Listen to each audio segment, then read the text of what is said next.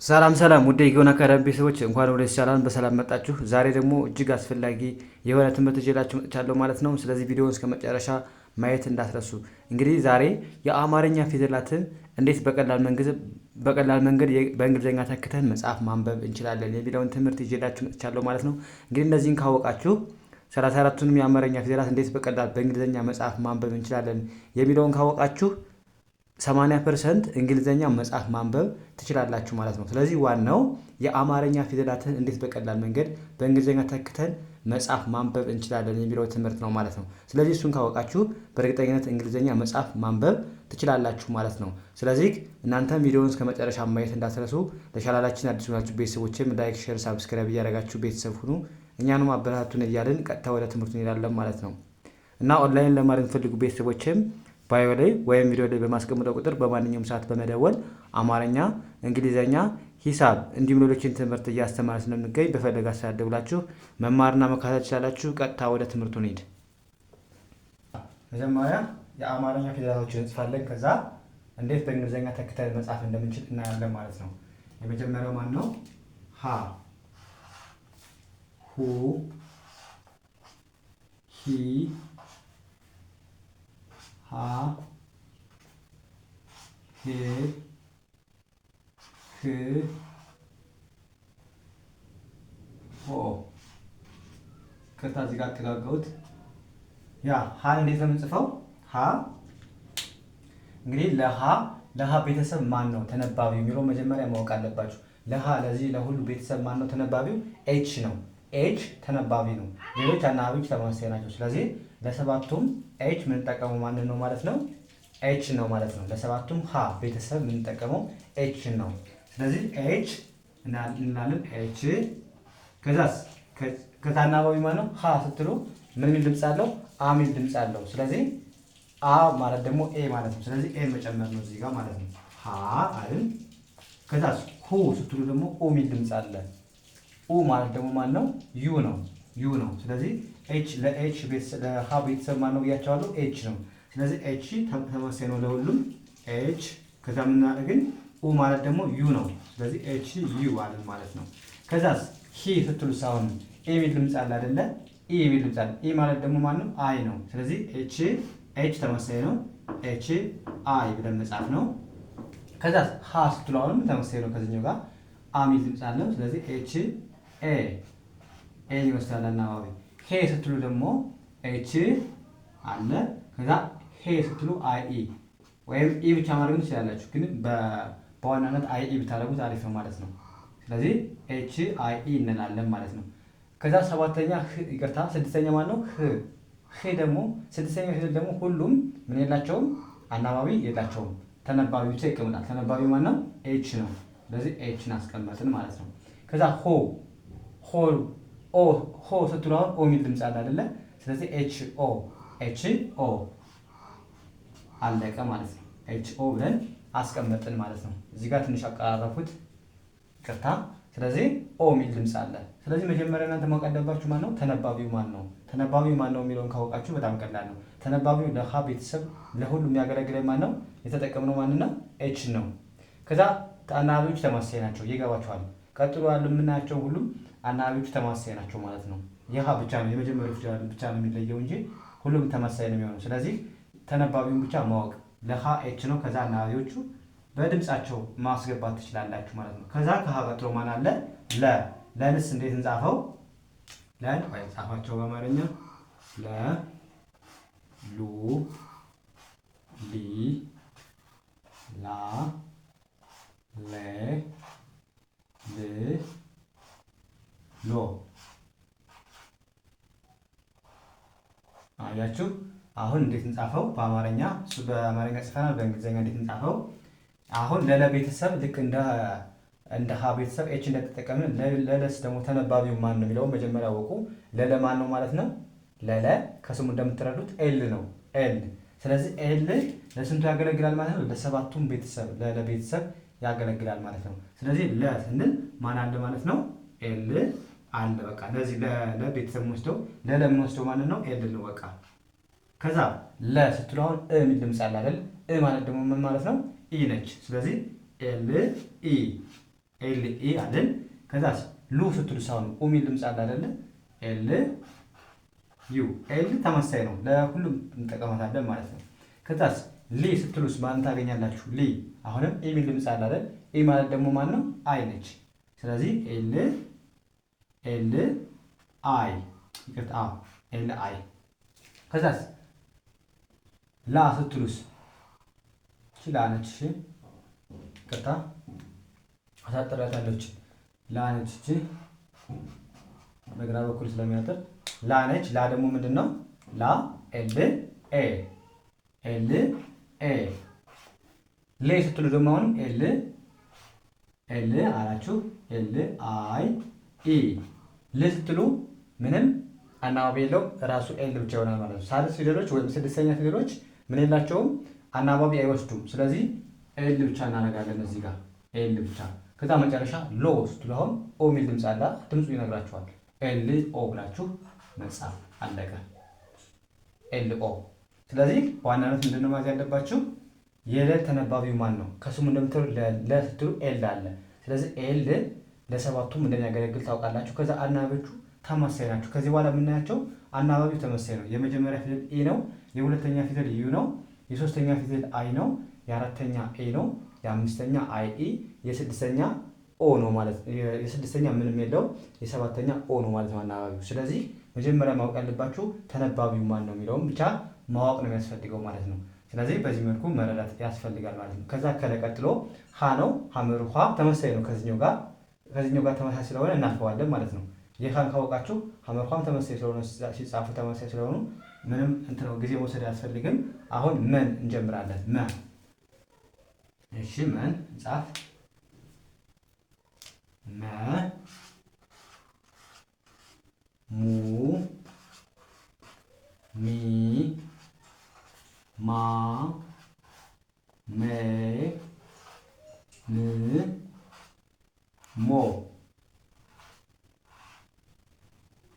ሞ አያችሁ። አሁን እንዴት እንጻፈው? አሁንም ለመ ቤተሰብ ማን ነው ብትባሉ ማን ነው ተነባቢው? መጀመሪያ መ ስትሉ አሁን ይታወቃል ኤም ነው። ለመ ቤተሰብ ኤም ነው በቃ የምንጠቀመው። ስለዚህ ኤም ከሆነ ኤም። ከዛ የመጀመሪያ ፊደል ከሀ በስተቀር ያለው ማን ነው የሚወስድ ማለት ነው? የመጀመሪያ ፊደል ከሆነ መ ስትሉ አሁን የመጀመሪያ ፊደል አለ መ የሚወስደው ማን ነው ማለት ነው? ኢ ነች። አናባቢ ኢ ነች። መ ስትሉ የሚል ድምፅ ያለ ኢ ነች ማለት ነው። መ ስትሉ ኤም ኢ። ከዛ ሁለተኛ ፊደልስ ምንድን ነው የሚወስደው? ዩ ነው የሚወስደው። ሙ ስትሉ አሁን ኡ የሚል ድምፅ አለ። ስለዚህ ኡ ማለት ደግሞ ዩ ነው። ስለዚህ ሁለተኛ ፊደል ኤም ዩ ብለን መጻፍ ነው። ኤም ዩ። ከዛ ሶስተኛ ፊደልስ ምን ብለን መውሰድ ነው? ሚ ማለት ደግሞ ምንድን ማለት ነው? ሚ ስትሉ ኢ የሚል ድምፅ አለ። ሚ ስትሉ ኢ የሚል ድምፅ አለ። ኢ ማለት ደግሞ ማን ነው? አይ ነች። ስለዚህ ኤም አይ። ከዛስ ማ ስትሉስ ኤም ኤ ሜ ስትሉስ ኤም አይ ኢ። ም ስትሉ ኤም ብቻ ስድስተኛ ፊደል የለም አናባቢ የሚባል። ሞ ስትሉ ቀላል ነው። ኤም ኦ አረግን ማለት ነው በቀላሉ። አያችሁ ልዩነቱ። በቃ እናንተ ምንድነው ማወቅ ያለባችሁ? ተነባቢው ማን ነው የሚለው ብቻ መጀመሪያ እዩ። ለመ ቤተሰብ ተነባቢው ኤም ነው። ከዛ ኤም ካወቃችሁ በጣም ቀላል ነው። ምክንያቱም የመጀመሪያ አናባቢ ሁሉንም አሁን ከሀ በስተቀር ያሉትን 33ቱንም ስታዩ ምንድነው ማለት ነው የመጀመሪያ ፊደል የሚወስዱት ኢ ነች። አናባቢው ኢ ነች የመጀመሪያ ፊደል ከሆነ። የሁለተኛ ፊደል ደግሞ ከሆነች ዩ ነች። የሶስተኛ ፊደል ከሆነች ደግሞ አይ ነች። የአራተኛ አናባቢ ኤ ነች። የአምስተኛ አይ ኢ ነች። የሁሉም ማለት ነው። የስድስተኛ ምንም የለውም። የሰባተኛ ከሆነ ደግሞ ኦ ነው አናባቢው። በቃ ይሄ ነው የምትይዙት ማለት ነው። ስለዚህ እናንተ መጀመሪያ ተነባቢውን ብቻ ማወቅ ነው የሚጠበቅባችሁ ማለት ነው። ያ አሁን ከመቀጥሎ ማን አለ? ሰን ደግሞ እንጻፍ። አሁን ሰ ሱ ሲ ሳ ሳልን ሴ ሲያልን ዳስ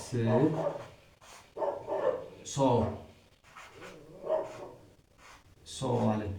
ስለዚህ ያው አሁን ጻፋችሁ በእንግሊዘኛ ለሰ አሁንም ተነባቢው ማን ነው? ሰ ስትለው ምን አይነት ድምፅ አለው? ሰ ማን ይመስላችኋል? ኤስ አይደለ? ኤስ። ስለዚህ ለሰባቱ የምንጠቀመው ማን ነው? ኤስ ነው። ስለዚህ ኤስ ከሆነ በቀላል መንገድ ምን ማድረግ አለባችሁ እናንተ? ኤስ ከሆነ ኤስ መጻፍ ነው። ከዛ ኤስ ለሰባቱ እንደሚያገለግል ማወቅ ነው። ከዛ ተነባቢው አናባቢውን ተመሳሳይ ነው። በቃ ስለዚህ አሁን እናደርጋለን ኤስ አረግን። ከዛ የመጀመሪያ ፊደል ኢ ነች። ከዛስ ኤስ ዩ የመጀመሪያ ፊደል ኢ ነች፣ ሁለተኛ ፊደል ዩ ስለሆነ። ከዛ ሶስተኛ ፊደል ኤስ አይ፣ ሶስተኛ አይ ነች መስደው። አራተኛ ኤስ ኤ፣ አምስተኛ ኤስ አይ ኢ፣ የስድስተኛ ምንም የለውም ኤስ ብቻ፣ ሰባተኛ ኤስ ኦ። አለቀ ማለት ነው። አለቀ። ስለዚህ እናንተ በዚህ መልኩ መረዳት ያስፈልጋል ማለት ነው። በዚህ መልኩ ተረዱ። ምክንያቱም አሁን እናንተ ምንድነው ማወቅ ያለባችሁ? መጀመሪያ እንደነገርኳችሁ ተነባቢ ማን ነው? ተነባቢው ማን ነው? ተነባቢ ማለት ሁሉም የሚያነባው ለዚህ ለሰባቱ የሚያገለግለን ለሰባቱም ለሃ ቤተሰብ የሚያገለግለን ማን ነው? ኤች ነው። ከዛስ ኤች ከሆነ ኤች ሙሉን እንጠቀማለን ማለት ነው። ከዛ አናባቢዎች ተመሳሳይ ናቸው። የመጀመሪያ ፊደል ከሃ በስተቀር ያለው አሁን ለምሳሌ ለነሽ ስትሄዱ የመጀመሪያ ፊደል ማን ነው? ኢ ነው። አሁንም ኢ ነው። ኢ ነው። ስለዚህ የመጀመሪያ ፊደል ከሆነ ኢ ነው አናባቢው። የሁለተኛ ፊደል ደግሞ እንደምታዩት ማን ነው? ዩ ነው አናባቢው። ያው ሁ ስትሉ ዩ ነው። አያችሁ ልዩነቱ ይሄ ነው። ስለዚህ እናንተ ማወቅ ያለባችሁ ተነባቢው ነው። የሁለተኛ ፊደል አናባቢው ዩ ነው። የሶስተኛ ፊደልስ ማን ነው? አናባቢው አይ ነው። የአራተኛ ፊደልስ ማን ነው? ኤ ነው። የአምስተኛስ ኤ አይ ኢ ነው። ያው አይ ኢ አይ ኢ አይ ኢ። የስድስተኛ ምንም የለውም። የሰባተኛስ ማን ነው አናባቢው? ኦ ነው። የሰባተኛ ኦ ነው አናባቢው። ሙሉ ማየት ትችላላችሁ። ስለዚህ ከእናንተ የሚጠበቀው እንደነገርኳችሁ መጀመሪያ አናባቢው ማን ነው የሚለውን ማወቅ ነው። አናባቢውን ደግሞ ከስሙ ራሱ ስሙ ይነግራችኋል ማለት ነው። ድምፁ ይነግራችኋል ማለት ነው በቀላሉ። ስለዚህ በዚህ መልኩ ትረዳላችሁ ማለት ነው። መረዳትም ያስፈልጋል ማለት ነው። አሁን ወደ ቀጣዩ እንሄዳለን ማለት ነው። ከሰ ቀጥሎ ያለውን ደግሞ ከረ ጀምረን ደግሞ አሁን እናያለን ማለት ነው። ስለዚህ እችንን እናጥፋና እንጽፋለን ማለት ነው።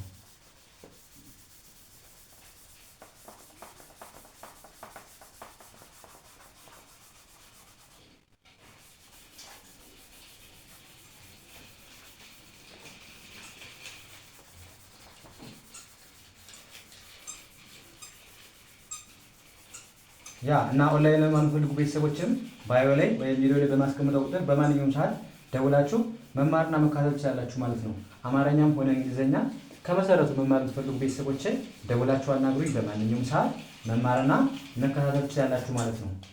ስለዚህ በዚህ መልኩ እናንተም ፕራክቲስ አድርጉ። በቀላሉ አማርኛም እንግሊዘኛም መጽሐፍ ማንበብ ትችላላችሁ ማለት ነው በቀላሉ። ስለዚህ በዚህ መልኩ ፕራክቲስ ልምምድ ያስፈልጋል። ልምምድ አድርጉ ማለት ነው። ያ አሁን እስከ ማና ይገን እስከ ሳይተናል። ከሰቀጥሎ ያለውን ደግሞ እናያለን ማለት ነው። ከሰቀጥሎ ያለውን እናያለን።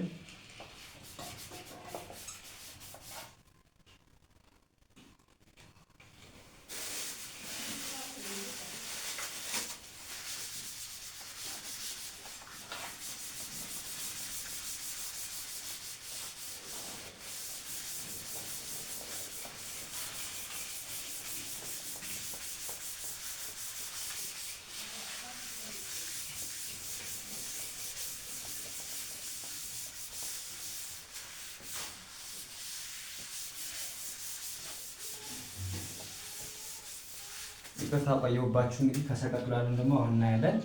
እሺ ሰና አይተናል። ረ ከረ ጀምረን ነው የምንጽፈው ማለት ነው። ስለዚህ ረ እንጻፍ። ረ ሩ ሪ ራ ሬ ር ቅርታ በደንብ አላጠፋሁትም እና አልጽፍልኛል። ሬ ር ሮ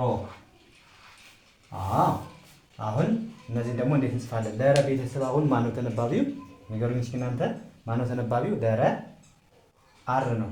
አር ነው። ስለዚህ አር ከሆነ አር ለሰባቱ ቤተሰብ ያገለግላል ማለት ነው። ስለዚህ አር ከሆነ ያው አር እንጽፋለሁ። ከዛ የመጀመሪያ ፊደል ማን ነው ብያችኋለሁ? አናባቢው። አናባቢው የሚወስደው ማን ነው? የመጀመሪያ ፊደል ከሆነ ኢ ነው ብያችኋለሁ። ስለዚህ አር ኢ ማድረግ። ከዛስ ሁለተኛ ሩ ስትሉ ኦሚል ድምፅ አለ አይደለ? አናባቢው ማን ነው? አር ተነባቢው ለሰባቱን ያገለግላል። ከዛ አናባቢው የሚወስደው ማንን ነው? ዩን ነው። አር ዩ ማድረግ ነው። ከዛ ሪ ስትሉ ሳይሆን ማን ይወስዳል?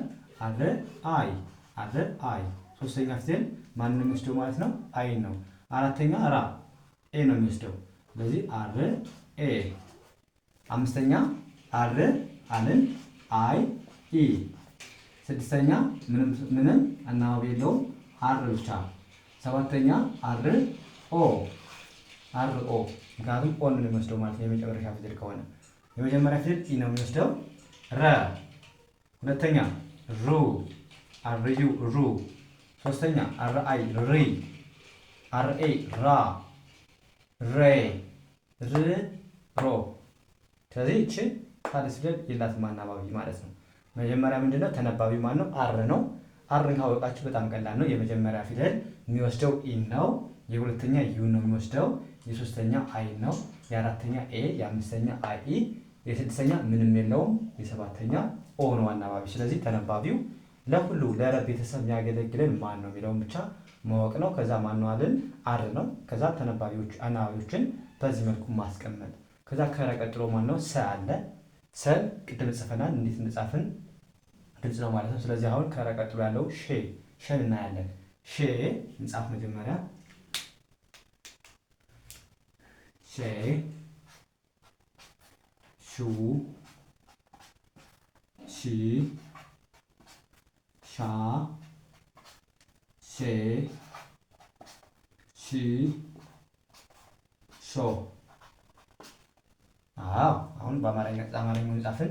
አሁን በእንግሊዝኛ ጻፍ ለሼ የሚነበበው። አሁን እዚህ ጋር ደግሞ ለየት የሚያደርገው ሼ ስንት ተነባቢዎች አሉት? ሁለት ተነባቢዎች አሉት።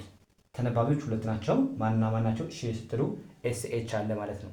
ስለዚህ የመጀመሪያ ፊደል ኢ ስለሚወስድ የመጀመሪያ ተነባቢው ኤስ ኤች ነው። ኤስ ኤች። ከዛ ከኤስ ኤች ቀጥሎ ምን አለ? አናባቢው ማን ነው የሚወስደው የሚለው። እነዚህ ተነባቢ ናቸው አይደል? ኤስም ኤችም ተነባቢ ነው።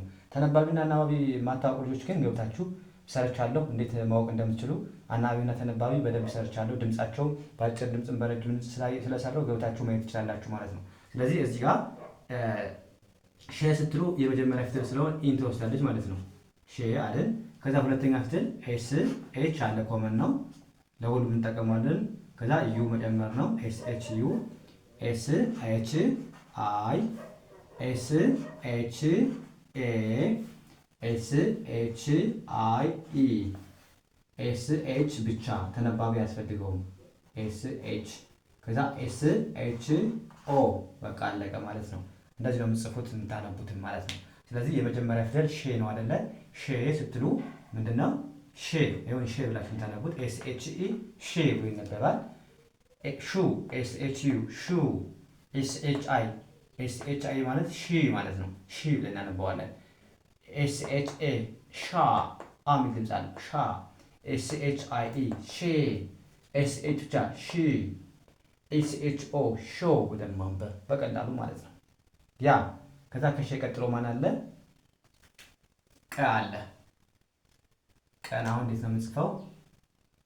ቀ መጀመሪያ በአማርኛው የምንጻፈው ቅርታ፣ መጀመሪያ ቀ ያው ቀ ጻፍን። ቁ ቂ ቃ ቄ ቅ ቆ። ስለዚህ አሁን ይህንን በምን መጻፍ ነው?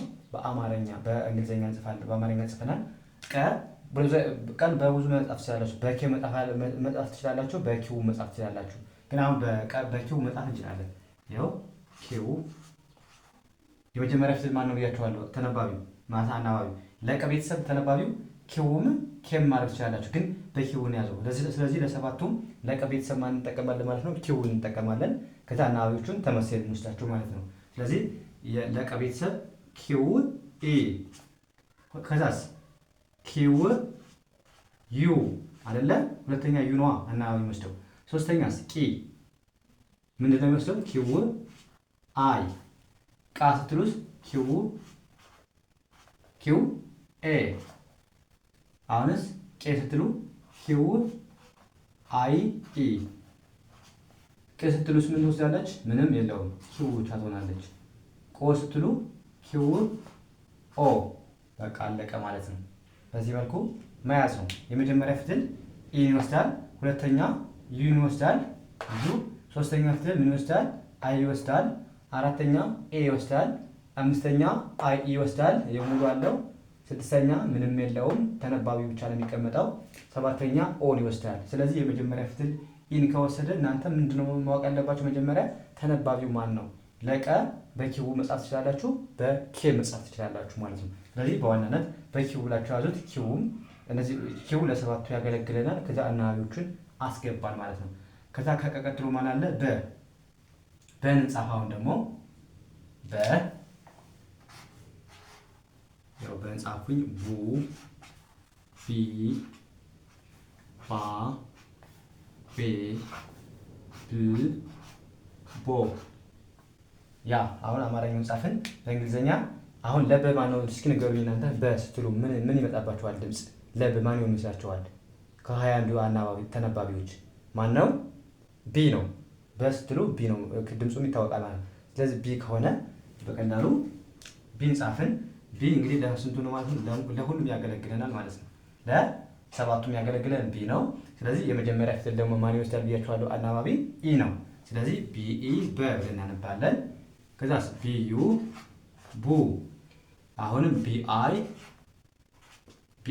ቢ፣ ቢኤ ባ፣ ቤ አይ ኢ ቤ።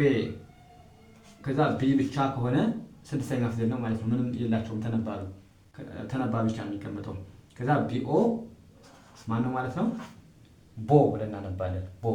ስለዚህ የመጀመሪያ ፊደል ኢን ይወስዳል፣ የሁለተኛ ዩን ይወስዳል፣ የሶስተኛ አይን፣ የአራተኛ ኤ፣ የአምስተኛ አይ ኢ፣ የስድስተኛ ምንም የለውም፣ የሰባተኛ ኦ። ስለዚህ ተመሳሳይ ነው። እናንተ ምንድነው ማወቅ ያለባችሁ? መጀመሪያ ምን ጨመርን? ቢም ብቻ። ከዚያው የሚለየው በተነባቢው ብቻ ይሄና ይሄ ነው የሚለያየው ይሄ እንጂ ተነባቢው ተመሳሳይ ነው። አናባቢዎቹ ተመሳሳይ ናቸው ማለት ነው። ስለዚህ በምንድን ጻፍን? የበተነባቢው ማን ነው? ቢ ነው። ስለዚህ ቢ ለሰባቱም ተጠቀምን። ከዛ አናባቢዎቹ ተመሳሳይ ነው። የመጀመሪያ ኢ አረግን፣ ያው ኢን የተጠቀምን የመጀመሪያ ፊደል። ሁለተኛ ዩን የተጠቀምን፣ ያው ዩን ተጠቀምን። ሶስተኛ አይን ተጠቀምን፣ ሙሉ ምን ያገለግለን ሶስተኛ ፊደል አይ ስለሆነ። የአራተኛ አናባቢው ማን ነው? ኤ ነው። ስለዚህ ኤን ተጠቀምን። የአምስተኛ አይ ኢ ነው፣ አይ ኢን ተጠቀምን። የስድስተኛ ምንም የለውም ራሷን ቢን አስቀምጥን። የሰባተኛ ኦ ነው። ሁሉም ኦ ነው የምታዩት፣ ኦን አስገባን ማለት ነው። በጣም ቀላል ነው። ስለዚህ በዚህ መልኩ መረዳት ነው። ከዛ ከበቀጥሎ ማን እናገኛለን? ቨ። መጀመሪያ በን እንጻፈው። ቨ ደግሞ በጣም ቀላል ነው። ይኸው ቨ፣ ቡ፣ ቢ፣ ባ፣ ቤ፣ ብ፣ ቮ። አያችሁ ይሄን በአማርኛ ጻፉኝ። አሁን በእንግሊዝኛ ሲጽፉ እንዴት ነው የምታደርጉት? ለበ ቤተሰብ ማን ነው የሚያገለግለው? ለበ ማን የተጠቀምን? ቢን ተጠቀምን። ለበ ደግሞ በስትሉ አሁን ቪ ነው አይደል የሚመጣባችሁ? ስለዚህ ቪ ነው ማለት ነው። ቪ ለሰባቱም የሚያገለግለን ተነባቢ ነው ማለት ነው። ስለዚህ ቪ እንላለን። ቪ ከዛ የመጀመሪያ ፊደል ማን ነው ብያችኋለሁ? አናባቢ የመጀመሪያ ፊደል አናባቢ ንገሩኝ። ኢ ነው። ቪኢ ቨ ብለን አነበብን። ቪዩ ቡ፣ ቪዩ ስንል ቡ፣ ቪአይ ቪ፣ ቪኤ ቫ፣ ቪኤአይ ቤ፣ ቭ ብቻ ቭ፣ ቪኦ ማን ነው ማለት ነው? ቮ ብለን አነበብን። ቪኢ ቨ፣ ቪዩ ቡ፣ ቪአይ ቪ፣ ቫ ቪኤ ቫ ብለን እናነባዋለን። ቫ ቬ ቪአይ ቭ ቪ ብቻ ቮ ቪኦ። አያችሁ ስታነቡት አሁን ብቻ ስታገኙ ቮ ብላችሁ ታነባላችሁ ማለት ነው። ስለዚህ በዚህ መልኩ መረዳት ያስፈልጋል ማለት ነው። ስለዚህ ከእናንተ የሚጠበቀው ምንድነው? የምንለቃቸው ቪዲዮዎች ሳሰለቹ ማየትና መከታተል ነው ማለት ነው። ስለዚህ እንደዚህ ካደረጋችሁ በቀላሉ እንግሊዘኛ ማንበብ መጻፍ ትችላላችሁ ማለት ነው። 80% የሚሆነውን እንግሊዘኛ ቻላችሁ ማለት ነው። ይሄን ካወቃችሁ 34ቱንም እንዴት እንደሚጻፍ ካወቃችሁ እንግሊዘኛ ለማንበብ ዋና መሰረት ነው ማለት ነው ይሄ። ስለዚህ ይሄን 34ቱንም እንዴት በቀላል መንገድ እየከፋፈልን በፓርት እያደረግን ስለምናየው፣ ስለዚህ እናንተም የምንለቃቸው ቪዲዮዎች ተከታትላችሁ ማየት ይጠበቅባችኋል ማለት ነው። ስለዚህ በዋናነት ምንድነው ማለት ያለባችሁ?